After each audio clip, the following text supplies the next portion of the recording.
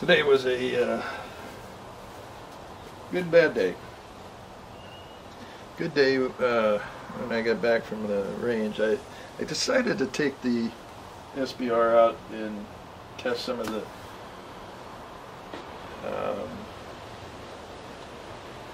things that I had been investigating with it and changes that I made.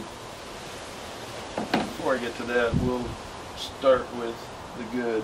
I got a couple more pieces in the mail today for the AR-15. I don't know if you can see that. Strike Industries enhanced forward assist, castle nut, and back plate. Adds a little color and flair to the overall look. There's another color. It kind of flows with the red and the lava colored road grip. I don't know if that's in camera or not, but it turned out really nice. As more parts come in, we'll get this ready for the range. Today I went to, like I said, test some things that I was experimenting with on the SBR. I also took my Ruger LC9S and wanted to check out some of my 9mm loads. I did a whole bunch of 147 grain hard cast lead. These are really good hard cast lead. They're LaserMax, and these are the best, in my opinion, that you can do with lead. Oh, look, I don't know if any of you saw my reloading fails, but apparently I've got a fail in here. I just looked in here and I saw this. It's kind of embarrassing. See if you can see what the fail is. Yeah, no primer. I'm telling you, no matter how long you do this, if you think you're not going to make a mistake, you're fooling yourself. So, fortunately, I didn't have this one in the, everything I fired worked perfectly today. Averaged about 900 to 1,000 feet per second, and that's, the others, I'm sorry, the others were just full metal jacket 147s. Just my loads for target, range practice. Anyway, the bad was my SBR had bad gas today. Yep. I'm going to show you what an overgassed piston system, the results of an overgassed piston system look like. And I don't think you need to be an expert to see what occurred. And you can see right here how it bends up, and it re-enters the upper. Pretty easy to see that. Now, overgassing is kind of a, I don't know, maybe overlooked idea. This is the Superlative Arms gas block for their piston system, and below it, this is the gas plug that you unscrew to take the gas plug out and the drive rod out if you want to clean the system. And right below it, you'll see the adjustment. Well, it has 30 adjustments, and I had rebuilt this with the intent on getting the hammer follow to cease and desist with my Gen 2 on the SBR. And for those of you that are aware of issues with SBRs and gas issues, the shorter the barrel, the more issues you're going to have with overpressure. So that's where I started with, and then I wanted to increase the cyclic rate of the bolt carrier group, and that's where I went with actually an Adams Arms low mass bolt carrier, because Superlative Arms keeps stroking people around about, you know, their low mass bolt carrier is due out any time now. It's in tooling right now, and yet you go back into the forums, and Tony had been making those promises since before Christmas of last year. He was telling people the low mass bolt carrier is going to be out by Christmas. Well, it's still not out, and I got tired of waiting, so I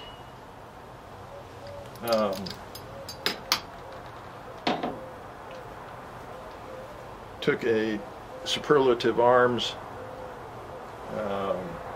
So I took a Superlative Arms drive rod and had to adjust for the differences between the two. The physical differences of the bolt carriers, aside from the fact that, you know, this is a low mass and it's been milled out to remove the excess weight that a normal bolt carrier would have. The biggest problem is that Superlative Arms, and I'm going to see if I can get this in view. If you see, there's what I call a dimple. It's a milled out centering hole in the one-piece carrier. I'm not sure if that's showing up. On the Adams Arms, it's a solid strike face. So if you have a pistol length drive rod, for Superlative Arms, it's going to be longer than a standard pistol length drive rod for an Adams Arms, to compensate for the extra length in that divot. So what I did was I cut the Superlative Arms drive rod to the exact length that was required for Adams Arms solid face, and was able to utilize the low mass bolt carrier. Now, with that, other changes that I made were, as I mentioned in my rebuild video, I switched out the primary weapon systems CQB flash hider / brake / whatever you want to call it, for a couple of reasons. One, it had a suppressor-like back pressure from its baffles inside, and secondly, it was almost 3 times the weight of this linear that I put on it. So, without realizing it, I had reduced back pressure here and had lightened the bolt carrier group, so that was, in my estimation, going to be perfect for an increased cyclic rate on the whole bolt carrier situation. In my initial